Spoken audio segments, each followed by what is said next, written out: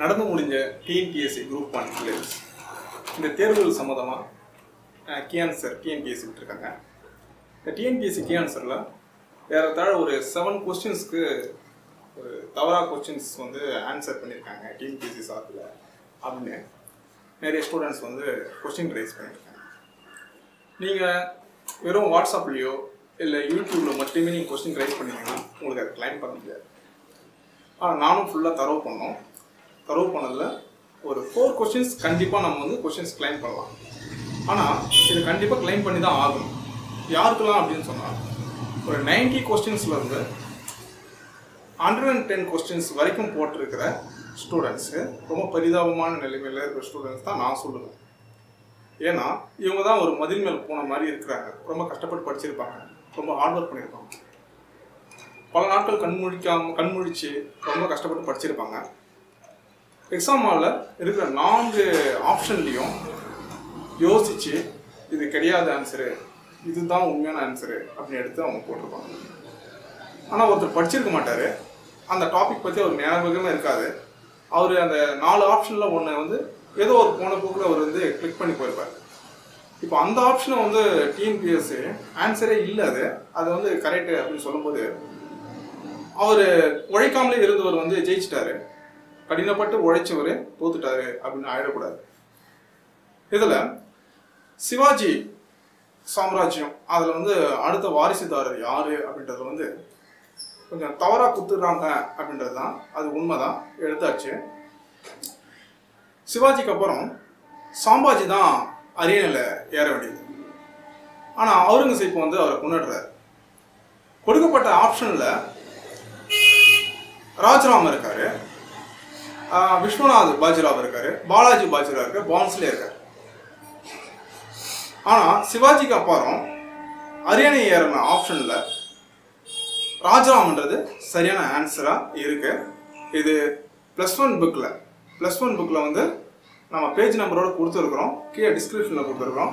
கடைசியாக அதை வந்து எப்படி வந்து அந்த மார்க் வந்து கிளைம் பண்ணுறது அப்படின்றத பற்றியும் கடைசியாக சொல்ல போகிறது வீடியோவில் கவனமாக பார்த்துக்கலாம். அடுத்தது அம்பேத்கருக்கும் காந்திக்குமான கான்ட்ரவர்சி என்ன அப்படின்னா, இது வந்து ஹிஸ்டாரிக்கலாக எல்லாருக்குமே தெரிஞ்ச ஒன்று, அன்டச்சபிலிட்டி பிரச்சனை தான் அப்படின்னு. நீங்கள் இதுக்கு என்ன சோர்ஸ் கொடுக்குறது அப்படின்னு சொன்னால் புனா பேக்டே நீங்கள் எடுத்து கொடுத்துக்கலாம். ஏன்னா ராம்சே மெக்னால்டு 1932ஆம் ஆண்டு அவர் அறிவிக்கிறாரு. 3rd ரவுண்ட் கான்ஃபரன்ஸ்க்கு முன்னாடி அதை அறிவிக்கிறாங்க. அறிவிக்கும் போது காந்தி வந்து அதை எதிர்க்கிறாரு. பிரச்சனை என்னன்னு சொன்னால் தீண்டத்தகாதவர்களுக்கு அந்த கொடைவாரி கொடுக்கணும் அப்படின்றது ராம்சே மெக்னால்டினுடைய அறிக்கை அவர் வெளியிடுறாரு. அது அம்பேத்கர் வரவேற்கிறாரு, ஆனால் காந்தி எதிர்க்கிறாரு. அதுக்கப்புறம் காந்திக்கு சொல்லுக்கு பணிந்து அம்பேத்கர் வந்து அதில் கையெழுத்து போகிறார். புனா பேக்ட்ன்றது எல்லாருக்கும் உலகத்துக்கே தெரிஞ்சு இதுவும் 12th ஹிஸ்ட்ரி புக்கில் இருக்குது. அடுத்தது சொல்லணும் அப்படின்னு சொன்னால் இந்தியாவில் ரெபிலியன் எப்படி வந்தது, போராட்டம் எப்படி வந்து டெவலப் ஆச்சு அப்படின்றது கொஸ்டின். எப்படி வந்தது இல்லை, எப்படி டெவலப் ஆச்சு, ஸ்ட்ராங் ஆச்சு அப்படின்றது கொஸ்டின்.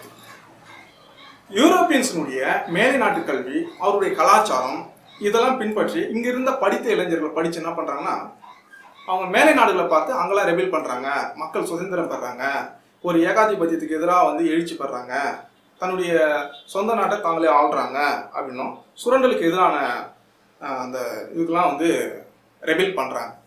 இதுதான் வந்து கரெக்டாக இருக்கு. இது யூரோப்பியன் காலத்தில் சோஷியோ எக்கனாமிக் இஷ்யூஸ் அதை பற்றி ஒரு டாப்பிக்கில் அது ஃபுல்லாக விளக்கமாகவே இருக்கும். டிஎன்பிஎஸ்சி வந்து மதச்சார்பற்ற கொள்கை அப்படின்னு கொடுத்துருக்காங்க. அது வந்து ஒரு தவறாக இருக்குது ஃபீல் பண்ணுறோம். கண்டிப்பாக நீங்கள் அதை வந்து நீங்கள் கிளைம் பண்ணிக்கணும். அடுத்தது பெரியார் ஏன் காங்கிரஸ்லேருந்து வெளியேறினாரு அப்படின்னா, இது +2 புக்கில் இருக்கு, பேஜ் நம்பர் 180. சேரமாதேவி அந்த குருகுலத்தில் வந்து அன்டச்சபிலிட்டியாக பண்ணுறாங்க அப்படின்றதால தான் பெரியார் வந்து காங்கிரஸ்லேருந்து வெளியேறாரு அப்படின்னு இருக்கு. அடுத்த கொஸ்டின் என்ன அப்படின்னா, சிப்பாய் புட்னி சிப்பாய் கழகம் 1857. அதில் கழகத்துக்கு காரணம் என்ன, தோற்றத்துக்கு காரணம் என்னன்னு விழாவரே கொடுத்துருப்பாங்க. அதில் கொடுத்துருக்கும் போது அவங்க சொல்லியிருக்கிற விஷயம் என்ன அப்படின்னு சொன்னால், ரெபிலியனில் பொதுமக்கள் பார்ட்டிசிபேட் பண்ணல, இது தெரிஞ்ச விஷயம் தான். அடுத்து மன்னர்கள் யாரும் இதுக்கு பெருசாக சப்போர்ட் பண்ணலை. அவங்க சிப்பாய்களுக்குள்ளே பெரிய கலகம் வந்துச்சு. அவங்க இந்த யூரோப்பியனுடைய அந்த கம்பெனி ஆட்சிக்கு எதிராக வந்து அவங்க ரெபில் பண்ணாங்க அப்படின்றதா இருக்குது. எந்த இடத்துலையும் இந்து முஸ்லீம் ஒற்றுமை இல்லை, அதால தான் இந்த வந்து தோற்று போச்சு அப்படின்னு எங்கேயும் சொல்லலை. இன்னொரு விஷயம் சொல்லணும்னா, இந்த ரெபில் வந்து பெருவாரியாக செஞ்சவங்களே முஸ்லீம் தான் பெருவாரியாக பண்ணாங்க. ஏன்னா டெல்லியில் பகத்கான் தலைமையில் தான் அந்த போராட்டமே நடந்துச்சு இல்லையா. அப்புறம் பகதூர் ஷா வந்து இந்தியாவின் பாதுஷாவா வந்து அவங்க டிக்ளேர் பண்ணதும் நடந்துச்சு. இதில் முஸ்லீம் இந்து அப்படின்லாம் பார்ஷாலிட்டி பார்க்கறதுக்கு எங்கேயும் படிக்கலை. உண்மை இது ஆர்கியூமெண்ட்காக எங்கேயும் நம்ம படிக்கவே இல்லை. அங்கே கொடுக்கப்பட்டது என்னன்னு சொன்னாக்கா மக்கள் பார்ட்டிசிபேட் பண்ணவே இல்லைன்னு தான் அந்த லைன் பை லைனாக கொடுத்துருப்பாங்க 12th புக்லேயே. ஸோ நீங்கள் அதை கண்டிப்பாக நீங்கள் கிளைம் பண்ணி ஆகணும். இந்த கொஸ்டின், இந்த 5 கொஸ்டின் ஓகே, ஃபர்ஸ்ட் நம்ம 4 சொன்னோம். இந்த 5 கொஸ்டினை வந்து நீங்கள் வந்து கண்டிப்பாக கிளைம் பண்ணி ஆகணும். ஏன் கிளைம் பண்ணி ஆகணும்னா, கண்டிப்பாக இப்போ ஒரு 5 கொஸ்டின் 60,000 பேர் உங்களுக்கு முன்னாடி போயிடுவாங்க.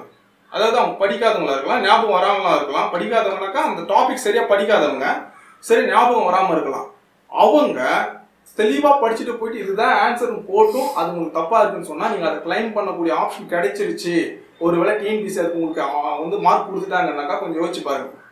60,000 பேர் பின்னாடி இருந்து ஒருவேளை மெயின்ஸ் எக்ஸாமுக்கு செலக்ட் ஆகாமல் இருந்து நாளைக்கு அந்த தவறான ஆன்சரை ஒருத்தர் போட்டுட்டு அவர் வந்து ஆஃபீஸராக இருப்பார், அவருக்கே நீங்கள் போய் நிற்க போறீங்களா, இல்லை பொதுமக்களாக போய் பெட்டிஷன் கொடுக்க போறீங்களா, இல்லை அவர் கீழே போயிட்டு கீழே ஜூனியராக வேலை செய்ய போறீங்களா, இல்லை அந்த சீட்டில் நீங்கள் உட்கார போறீங்களா, அப்படிதான் முக்கியம்.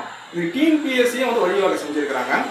நீங்கள் டிஎன்பிஎஸ்சி கொடுக்கப்பட்ட ஆன்சர் கீயினுடைய கீழே பார்த்தீங்கன்னாக்கா அவங்க ஒரு லிங்க் கொடுத்துருக்காங்க. அந்த லிங்க்கில் போயிட்டு ஃபில் பண்ணி சொன்ன விஷயத்தெல்லாம் நீங்கள் அப்லோட் பண்ணால் போதும். அதுக்கான சோர்ஸும் நம்ம வந்து நம்ம வீடியோவில் கீழே லிங்க்கில் நம்ம கொடுத்துருக்கோம். உங்களுக்கு கஷ்டப்பட வேண்டிய அவசியமே இல்லை. எல்லாரும் பண்ணுங்கள். உங்களுக்காக நானும் பண்ண போகிறேன், எல்லாரும் பண்ண போகிறோம். ஷோருங்களா? இதை பண்ணுங்கள். அடுத்து மார்ச் 12க்குள்ளே அவங்க பண்ண சொல்லியிருக்காங்க. மார்ச் 12 வந்து லாஸ்ட் டேட் கொடுத்துருக்காங்க. இதை பண்ணும்பொழுது ஒருவேளை இந்த 5 கொஸ்டினில் ஒரு 3 கொஸ்டின்ஸ் உங்களுக்கு கிளைம் ஆனால் கூட 30,000 பேருக்கு முன்னாடி அட்லீஸ்ட் ஒரு 3,000 மெம்பர்ஸ்க்கு முன்னாடி இருப்பீங்க.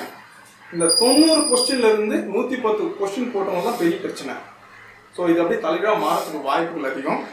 எப்பவும் இது மாதிரி எல்லா எக்ஸாம் டிஎன்பிசின்றதில் எல்லா எக்ஸாம்ஸ்லையும் இந்த மாதிரி குளறுபடி நடக்கும்.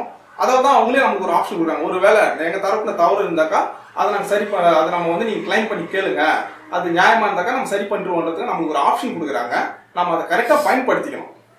சரிங்களா? அது எப்படி பயன்படுத்துறதுன்னு நிறைய பேர் தெரியல. நம்ம அந்த டிஎன்பிஎஸ்சிக்கான லிங்க்கும் நம்ம கீழே கொடுக்குறோம். எப்படி போய் டிஎன்பிஎஸ்சியில் போயிட்டு அதை வந்து பண்ணுறது அப்படின்றதுக்கு நிறைய பேர் தெரியாது. அதுக்கான லிங்க்கும் நம்ம கீழே கொடுக்குறோம்.